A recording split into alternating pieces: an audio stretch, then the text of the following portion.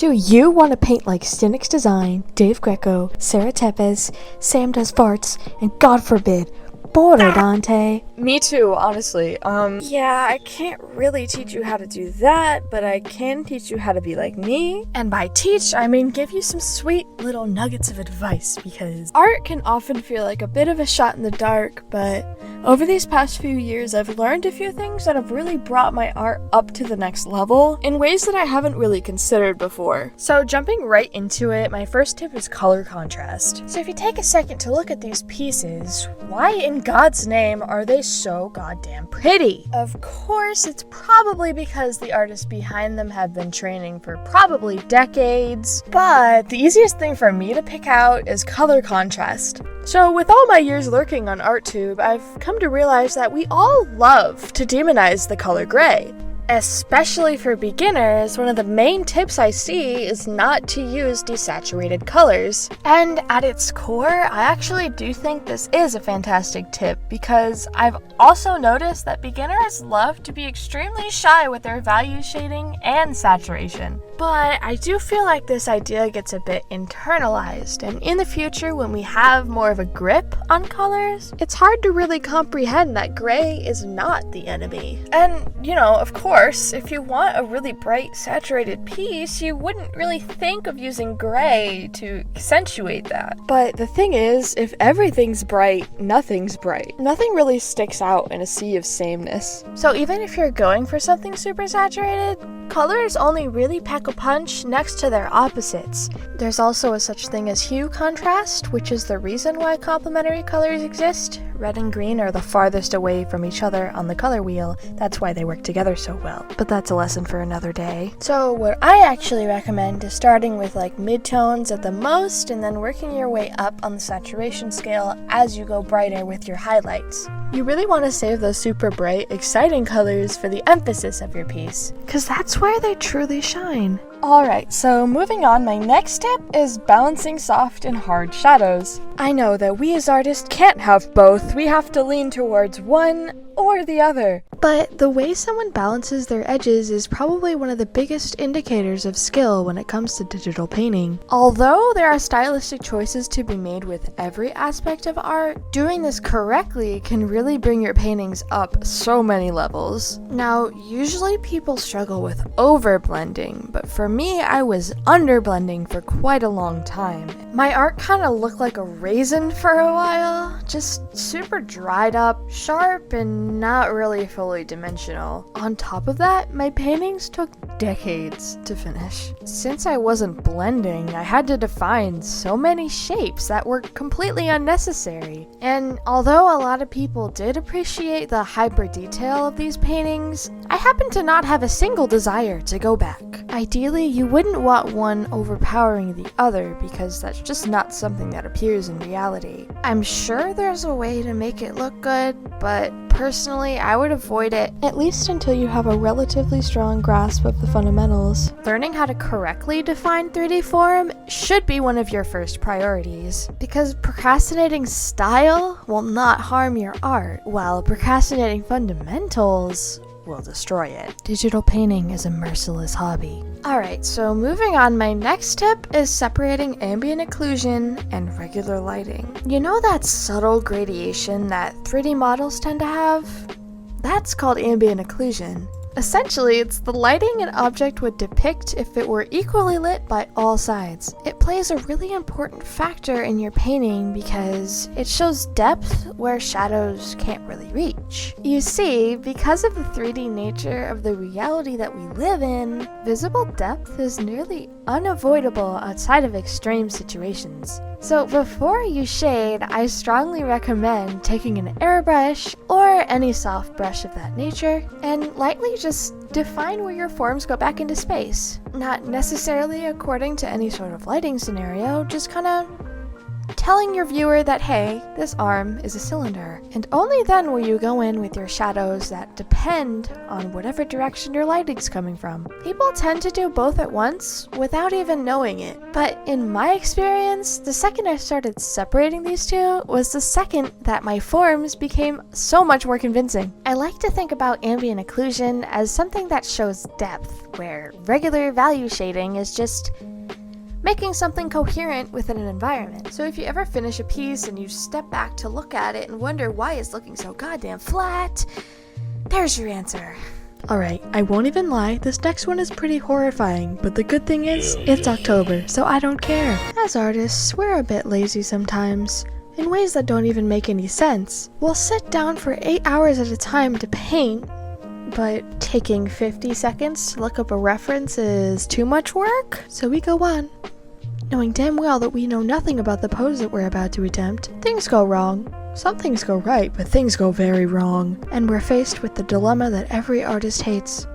Should I fix it? Well, my dear friend, I'm here to tell you that the answer is always yes. No matter how painful, invasive, or time-consuming it may be. Over the years of messing things up constantly, I've figured out that fixing it actually does make me feel better in the end. Sure, it's agony. Sure, it's absolutely unbearable in the moment, but think of the pride you'll feel afterwards. And then, imagine the regret. It all comes down to what you're willing to sacrifice for your own comfort. But if you're on the edge, do it. Fix it. You won't regret fixing it. You never ever ever will. The only thing you'll regret is leaving it be. Okay, this next one is extremely important. I need you to block in your shadows before you even think about touching any sort of paintbrush. Now, if you do this correctly, your painting will read really well, even if it's 5 billion miles away. I too was an art baby, and when I was an art baby, I absolutely loved to zoom into this one tiny little eyelash and, work on it until I was blue in the face. Just really get it in there, really make it super defined, really just go way too much shading, until the glorious day came where I had to zoom out and wow, that looks horrible. This is another reason why beginner's work tends to look a bit flat, because to make something look dimensional, you have to shade the whole form first. The curvature of the right nostril will not help you define the shape of the skull. Details come last because they're quite frankly the least important part of a painting. Details do play a big role in art as they add a lot of interest and beauty, but what really matters is defining the forms and making everything readable first, because if that's not done, there's nothing to put details on. It's definitely tempting because detail work can be one of the most rewarding parts of a painting, since the beginning stages of paintings can be pretty ugly. But trust me, if your fundamentals are solid, your details will look so much better than if you just rushed them in the beginning. It's all about patience, guys. I want you to comment egg if you made it this far.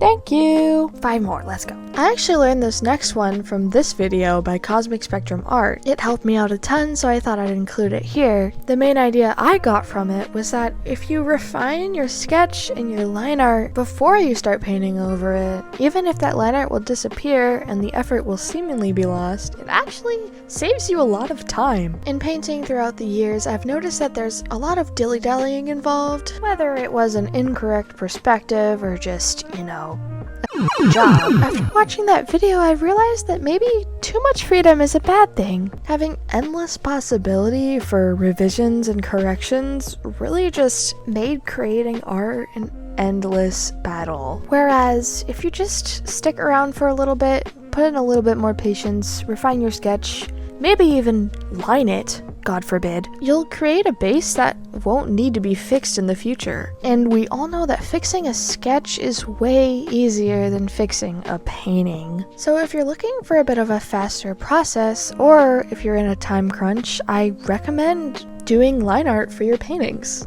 I know, it sounds absolutely insane, but it's not like we're leaving them in per se, we're just kind of letting them stick around a little bit until those last stages where you don't need them anymore. I would definitely want to try this out if I were one of those people that really love drawing and see painting as like a supplementary enhancement of their original sketches, since it's essentially like an illustration turned into a painting at the last minute, you know? I, for one, kind of hate drawing, so I only do this when I'm trying to think outside of the box or do something different, but whenever I have used it, it has been extremely helpful, so I do recommend it. I'm not gonna lie, this next one is a bit dubious. Between you and me, when I do portraits like these, I'm not doing them fully freehand. And no, I'm not tracing. But here's a little tip for you to more clearly see the issues in a piece, especially if you're going for perfect accuracy. So what you want to do is you want to export a whip of your painting, along with the reference you used for it,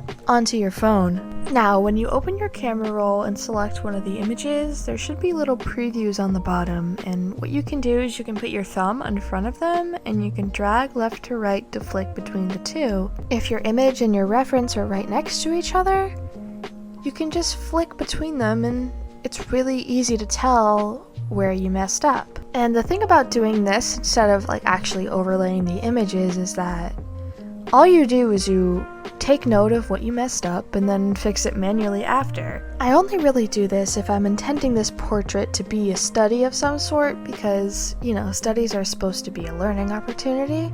So being able to correct your mistakes in a way that isn't like a crutch, it's actually really helpful for correcting future mistakes because if you do this enough times, you'll likely notice a trend. And sometimes we don't necessarily know how to improve if we don't know what's wrong. So I don't think there's any harm in doing this every once in a while, especially if you're studying for improvement. Moving on, my next tip is that gradients are seriously underrated. If y'all like how I render hair, it's because of gradients. You want some subtle hue shifts? Use gradients. You want something to look shiny? Use gradients. Let's say you're looking for a soft look in a painting. Use gradients. Perhaps you went too hard with the contrast in one area. Go over it with an airbrush. That's a gradient. Hypothetically, let's say. This is actually one of the main takeaways I got from studying Kawanoshi's art. I know everyone loves to shit on the airbrush, but listen, it's actually really great for underpaintings and blocking out colors. It's definitely pretty terrible for rendering, so I would not use it there, but it does have its uses, and I do think it deserves a little bit more respect than it gets. Now my next tip is a little thing called big, medium, and small. Cynic's Design says this in probably every single video that he makes, so you've probably heard it before, but that doesn't mean it's any less important. It's a design principle which states that an appealing group of shapes includes a big, medium, and a small. It's a really useful thought to have when you're thinking of character silhouettes or things like hair and clothing folds. Essentially, all paintings are just big groupings of shapes, and if they're not strategically grouped up, things can get messy alarmingly fast. Another thing to mention is that this applies throughout the entire painting. So overall, you don't want too many small, medium, or big shapes. You want an equal balance of all three of them. This way, your finished piece will look a lot more even and maybe a bit more visually interesting. Next up is color picking while you paint. This may be extremely simple, but it's also probably the most important tip on this list. If this wasn't a thing, there would be no painting. Wispravine wouldn't exist. It's important to note that the brush I use for painting is pressure sensitive, so the harder I push, the more paint will show up on the canvas. That's extremely important for this technique. So what you do is you block all your colors down, perhaps the shadows as well, and you take your paintbrush, go over that bottom color lightly, and then color pick that color. This makes it so whenever you want to introduce a new color into your painting, it won't be super out of place. It's kind of like the digital art version of mixing colors together. If I ever live stream my painting process in the future, you're gonna hear that little clicking noise in the background because every single millisecond I am spamming the hell out of that option key, and as I should, because none of our original choices should be trusted. Congratulations, you made it to the end, except there's a bonus. That's right, I'm a liar. And the grand finale is that 90% of your piece is determined by the very first stages. That's right. After you finish the sketch, you're 90% done. Okay, maybe not in that way, but hear me out. Think of your final painting like a cake. The batter represents the underpainting, and the frosting represents rendering. You can't cook the frosting along with the batter, and even if the frosting tastes the sweetest, what is frosting without cake? Pause. Metaphors aside, what I mean is that your underpainting defines the entire process going forward. So if you get that right, your cake will taste amazing. Now, all that's left is me telling you to follow my Instagram. Follow my Instagram.